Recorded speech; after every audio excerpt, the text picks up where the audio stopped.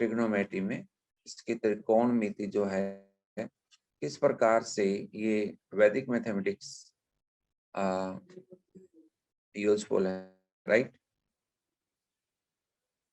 तो आइए देखते हैं, क्योंकि हम जानते हैं कि जो ट्रिग्नोमेट्री है, त्रिकोणमिति है, इस पर जो बहुत सारे फॉर्मूले हैं, सूत्र हैं, वो हमें याद करने पड़ते हैं, स्टूडेंट्स को याद करने पड़ते हैं। तो अगर फॉर्मूला लर्न नहीं रहेगा तो सम आते हुए भी नहीं कर पाते। कंसेप्ट हमें पता है बट फॉर्मूले भूल गए और तो हम जो है नहीं कर पाए। तो हम क्यों ना ऐसा कुछ करें कि हमें फॉर्मूले जो है इसके लर्न ड्राइव करें, स्टूडेंट्स को कोई प्रॉब्लम ना आए समझने में भी और याद करने में भी। तो अगर हम जो है फॉर्मूले इसको अच्छी तरह से ड्राइव कर पाते हैं और एक ही फॉर्मूले से हम बहुत कुछ कर सकते हैं। जो हमारे एक वैदिक मैथमेटिक्स का एक सूत्र है उद्धव त्रिविक्रम, तो हम बहुत कुछ कर सकते हैं उससे। तो आइए देखते हैं कैसे उसे कर सकते हैं, है ना। एक आपने सुना होगा बोधायन नंबर्स के बारे में, ठीक है ना। बोधायन नंबर्स, बोधायन नंबर्स क्या है? बोधायन संख्या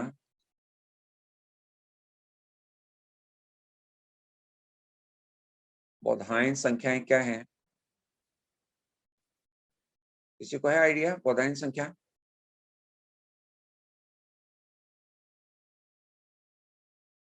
हाँ सर। बोधायन संख्याएं, बोधायन मैथमेटिशियन हुआ है और इसमें जो वैदिक में जो आपका पाइथागोरस थ्योरम है, तो उससे ही वही रिजल्ट इसका है। लेकिन बोधायन जो है पाइथागोरस से लगभग 250-300 साल पहले हुए। उन्होंने ये कंसेप्ट दिया था पाइथागोरस का। लेकिन हम जो है याद यूज ज्यादा पाइथागोरस करते हैं क्योंकि बुक्स में यही दिया हुआ है और बुक्स में देने के कारण से ये सब हम कर रहे हैं। अगर बुक्स में ये बोधायन नंबर्स दिया जाता और ये श्लोक दिया जाता, उनका जो श्लोक था बोधायन का, तो मुझे लगता है कि बोधायन के नाम से ये फेमस होगा, क्योंकि एक्चुअल में ये कंसेप्ट जो दिया था पाइथागोरस वाला, ये बोधायन नहीं दिया था। तो इसी के कारण से ये आगे जो है कर सकते हैं। क्या है ये जो मैं अभी उदाहरण लेता हूँ एक बोधायन नंबर्स का। हम दो ट्रायंगल बनाते हैं,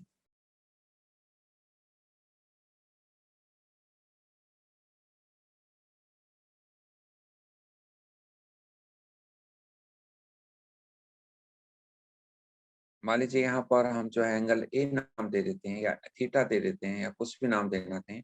एक्यूट एंगल ए, ये है बी और ये सी, और ये डी है और ये ई है और ये एफ है। हम एक फॉर्मूले से ना वैदिक मैथमेटिक्स में ट्रिग्नोमेट्री के बहुत सारे फॉर्मूले हम ड्राइव कर सकते हैं इससे। आप देखिएगा कैसे। ये जो बोधायन है, ये मान लीजिए पी है, आप जो नोट कर लें, ये बेस ले लेते हैं, बेस B1, और ये P1 है और ये H1 है, और ये आपका हम B1 कहेंगे और ये P2 कहेंगे और ये H2 कहेंगे, राइट। तो इसको प्रेजेंटेशन कैसे करेंगे इसकी? हम एंगल ए या इसको थीटा रख लेते हैं, थीटा और ये बीटा। ये थीटा है और थीटा के जो बोधायन नंबर है, पहले बेस लिखेंगे, बेस क्या लिखेंगे? B1 और फिर परपेंडिकुलर P1, राइट, और फिर हाइपोटेन्यूज H1। इस प्रकार से बीटा में पहले बेस लिखेंगे B2 और परपेंडिकुलर P2 और ये H2, ठीक है। तो ये इसका लिखने का मेथड है कि हम बोधायन नंबर्स को कैसे लिखना है, ठीक है। उसके एंगल, उसका जो बोधायन नंबर्स कौन कौन से हो गए और फिर सेकंड का एंगल और उसके बोधायन नंबर्स कौन से हो गए, तो ये सब है। थीटा प्लस बीटा, इसको हम लिखेंगे theta plus beta, theta plus beta अगर एंगल हो, यानी अभी हमें पता है कि थीटा अगर ये एंगल है तो P1 P1 और H1 इसके बधाई नंबर हैं। बीटा एंगल है तो उसके B2 P2 और S2 बधाई नंबर हैं।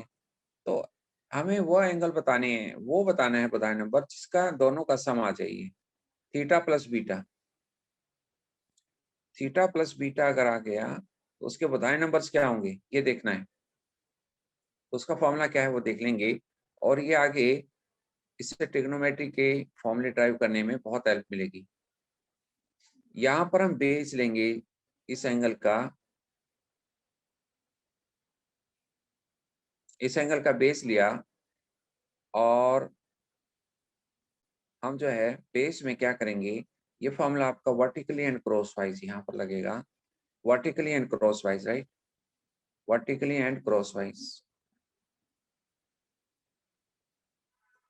ठीक है ना, vertically and cross wise base लेंगे। तो इसका जो बेस निकालना कैसे निकालेंगे, हम दोनों को वर्टिकली मल्टीप्लाई कर लेंगे। वर्टिकली मल्टीप्लाई करें, क्या हुआ, वर्टिकली मल्टीप्लाई करेंगे तो B1 B2 और माइनस P1 P2। तो माइनस क्यों करेंगे तो ये भी बताऊंगा मैं। तो ये किया हमने B1 into B2 minus P1 into P2। ये एंगल अगर प्लस है यहाँ तो अल्टरनेट पर करेंगे तो यहाँ माइनस होगा और यहाँ प्लस हो जाएगा। ये इसका प्रभाव रहेगा, राइट। ये एंगल का डिसाइड करने का हमारा है, अल्टरनेट पर ये साइन चेंज हो जाएंगे। और यहाँ पर तो वर्टिकली मल्टीप्लाई किया हमने बेस में, अब निकालना है P। P कैसे निकालेंगे, क्रॉस वाइज मल्टीप्लाई करेंगे, क्रॉस वाइज मल्टीप्लाई करेंगे तो क्या होगा, पहले ये वाला करेंगे, ये वाला वन फर्स्ट टाइम ये है आपका B2 P1, B2 P1 और plus okay P2 P1, P2 P1, ये हो गया, ठीक है। क्रॉस वाइज करेंगे, बेस के लिए वर्टिकल किया था और यहाँ पर हमने क्रॉस वाइज किया है। और H कैसे निकालना है, इन दोनों को मल्टीप्लाई करेंगे, H1 H2 ये। तो मुझे लगता है ये क्लियर हो गया आपको, है ना, ये क्लियर हो गया है ना। Yes sir. क्लियर टू, जी ओके सर। ओके। जी सर। तो फॉर्मूला मुझे लगता है आपको क्लियर हो गया है, एक बार फिर भी आप देख लीजिए ताकि आपको क्लियर हो जाइए। इसकी प्रैक्टिस करेंगे अब थोड़ा सा, कहाँ कहाँ ये अप्लाई किया जा सकता है और इसको हम आगे देखेंगे। तो अब देखिए यहाँ पर मैं आपको ये दो ट्रायंगल बनाता हूँ, राइट।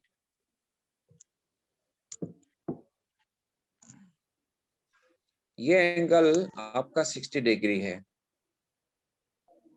और ये एंगल आपका 45 डिग्री, और 60 डिग्री के जो आप ये ले लें √3 और ये 1 और ये 2 आ जाएगा, 45 के 1 और 1 और ये √2 आ जाएगा। ये हम करेंगे। अब देखिए इस बधाइन नंबर्स का यूज करते हुए सर इसकी 60 डिग्री कंडीशन एंगल है, भी, इसकी कंडीशन भी राइट एंगल ट्रायंगल है। हाँ इसकी है, राइट एंगल ट्रायंगल है, लेकिन आगे नहीं रहेगी। आगे देखेंगे ये राइट एंगल की जो आप कह रहे हैं ना, ये कंडीशन हट जाएगी आगे। अभी हम इसी का एग्जांपल लेकर के कर रहे हैं, राइट। अभी देखना आगे एक्यूट एंगल ट्रायंगल नहीं रहेगी, अभी हम डिस्कस करेंगे आपसे, है ना। अब देखिए 60 डिग्री के हम बधाइन आपके नंबर्स लिखे हैं, 1, ये √3 और ये 2। या आप अभी फिलहाल ऐसे देख सकते हैं, वैसे तो ये भी हम निकाल सकते हैं। 1030 क्या होता है, √3/1, है ना। तो ये √3/1 लिख दिया हमने, P/B। और 30 जो 45 डिग्री है, 45 डिग्री है, और 45 डिग्री के इसके आप लिखिएगा क्या हो जाएंगे, 1 1 और ये √2, राइट। तो आइए 1030 की वैल्यू हाँ अभी 60 और 45 ले रहे हैं, 10 30 सॉरी, हाँ 1/√3 है, तो हमने ये 60 लिखा है, हमने यहाँ पर 60 आना चाहिए ना, है ना, ये 60 है, राइट, ठीक है, यहाँ 10 60 की वैल्यू है, राइट,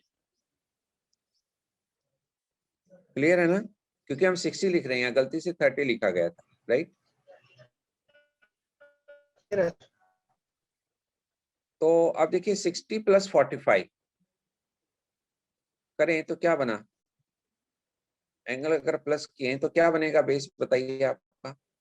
पहले क्या करते हैं, वर्टिकली मल्टीप्लाई, तो क्या होगा 1 माइनस, वर्टिकली मल्टीप्लाई करें 1 × 1 और 1 माइनस √3 को 1 से किए तो ये आ गया, बेस आ गया, राइट, क्लियर हो गया ना। और परपेंडिकुलर में क्या करें, क्रॉस वाइज करेंगे तो क्या हो जाएगा, पहले √3 हो जाएगा और +1 और फिर 2√2 हो जाएगा। ओके, क्लियर हुआ। तो आइए हम इससे सारी वैल्यू फाइंड आउट कर सकते हैं। यहाँ पर साइन 105 की वैल्यू क्या हो गई, बताइए जरा, साइन 105 की वैल्यू क्या आ गई यहाँ से, 1 - √3/2√2। ये बी है आपका, ये पी है, ये एच है, √3 + 1/2√2। Yes, √3 + 1/2√2, right. cos 105 की क्या होगी, 1 - √3/2√2।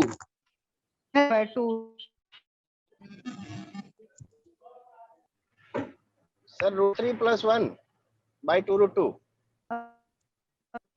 -√2/2। हाँ यस, cos 105 की क्या हो गया, p/h, 1 - √3/2√2, राइट। tan 105 क्या हो जाएगा, p/b क्या हो जाएगा, √3 + 1 divided by 1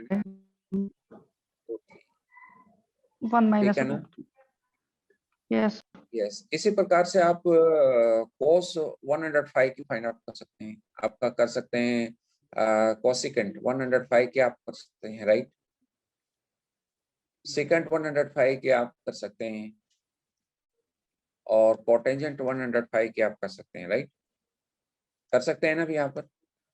yes sir यानी एक फॉर्मूले से आप सारी वैल्यू फाइंड आउट कर सकते हैं। आप यहाँ देख रहे हैं एक ही फॉर्मूले से सारी वैल्यू आ गई। अब आप देखिए इसमें आप 15 की भी निकाल सकते हैं, इससे 15 की कैसे, 60 - 45, 60 एंगल क्या हो गया, 60 और -45 डिग्री, ये तो इसमें क्या हो जाएगा, यहाँ माइनस हुआ है तो यहाँ क्या हो जाएगा प्लस, और यहाँ क्या हो जाएगा माइनस, है ना, यहाँ प्लस आ गया, ये 1 - √3 और ये माइनस आ जाएगा यहाँ पर, राइट, क्लियर है ना। आपका बेस में क्या आ गया, 1 + √3 आ जाएगा, और मुझे लगता है ये क्लियर हो गया होगा आपको।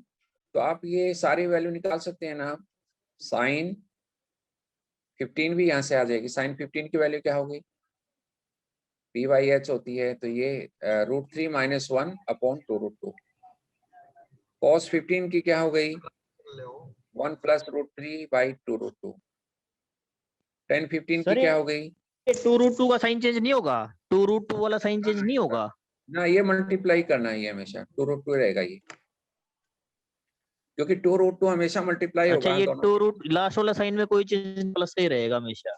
ये तो हमने देखो 1 माइनस हो गया ना यहाँ पर, ये हमेशा मल्टीप्लाई करना है, ठीक है सर, ठीक है ना। ठीक है साहब, ठीक है। अभी आप देखो साइन 15 की वैल्यू भी आ गई आपके यहाँ से, cos 15 की वैल्यू भी आ गई आपके यहाँ से, और आपकी tan 15 की वैल्यू भी आ गई यहाँ से, है ना, कोसिकेंट 15 की आ गई यहाँ से, है ना, और सेकंड 15 की आ गई, और कोटेंजेंट 15 की आ गई, सारी वैल्यू आ गई।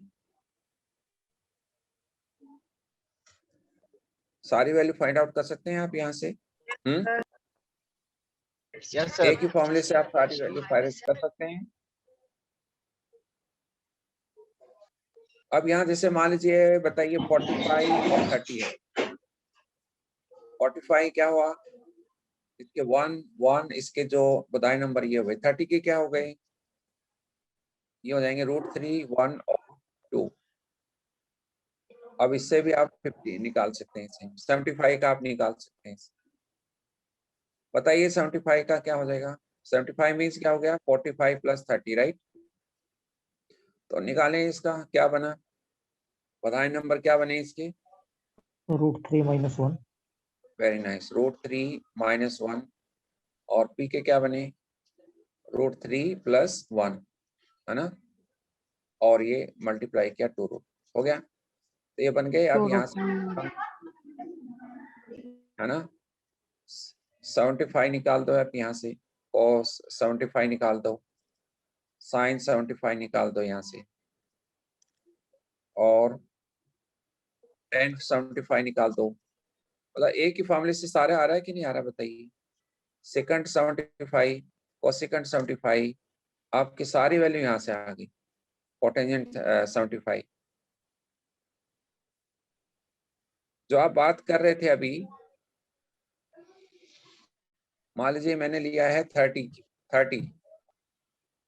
के क्या है, बधाई नंबर्स क्या है 30 के, √3, 1 और 2। दोबारा से आप लिखिएगा 30 डिग्री के 1 और 2, ये है आपकी। अब ये क्या बना, मान लीजिए 60 करते हैं, क्या हुआ 60 के क्या बने, 3 - 1 है ना, 3 - 2। और ये क्या बना, 1/2 1/3 √3 + √3, 2√3 आ जाएगा ना, 2√3। 2√3 आ जाएगा। और आप इसको अगर 2 से कैंसिल करें क्योंकि ये रेशियो में है, तो 1 √3 और 2। आप देखो 60 डिग्री के ये लिए थे आपने, आप देखो जरा 60 के ये लिए थे, पहले यही लिए थे ना इस फॉर्मूले से। तो ये वेरीफाई हो रहा है कि यस इट्स करेक्ट, है ना। अब ये अगर हम करें 30 - 30, 30 - 30 क्या हो गया, 0।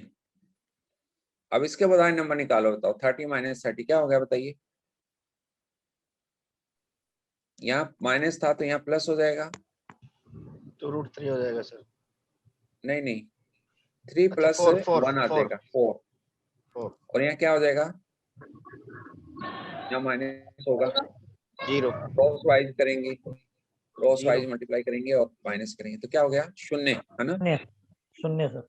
और यहाँ एच में क्या करेंगे, 8 4 आ जाएगा, 2 to the 4, ये कर रहे हैं ना आप। और अगर इसको कैंसिल करें तो क्या होगा, 4 1 0। 101 अब ये एक मैं ट्रायंगल बना रहा हूँ, ये एंगल आपका थीटा है जो यहाँ हमने लिखा, ये वाला थीटा है। तो एंगल 0 है यहाँ पर ये। तो कैसे ट्रायंगल बनी, कोई राइट एंगल बनी क्या आपकी राइट एंगल ट्रायंगल बनी अगर एंगल 0 है तो, ये एक्यूट एंगल अगर 0 है तो। नो सर, बनेगी कोई भी हैं, नो सर, ट्रायंगल नहीं बनेगी अगर एक एंगल 0 दे दिया तो।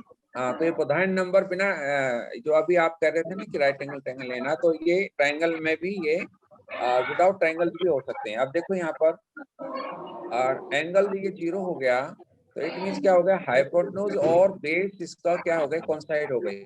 जो ये जो हाइपोटेन्यूज है और परपेंडिकुलर खत्म हो गया यहाँ पर, और ये बेस था और हाइपोटेन्यूज अभी एंगल 0 हो गया तो इसी के ऊपर आ गया। और जो आपका बेस है और हाइपोटेन्यूज है दोनों एक ही आ गए, तो ये दोनों का जो है आपका रेशियो 1 हो गया, दोनों सेम हो गई।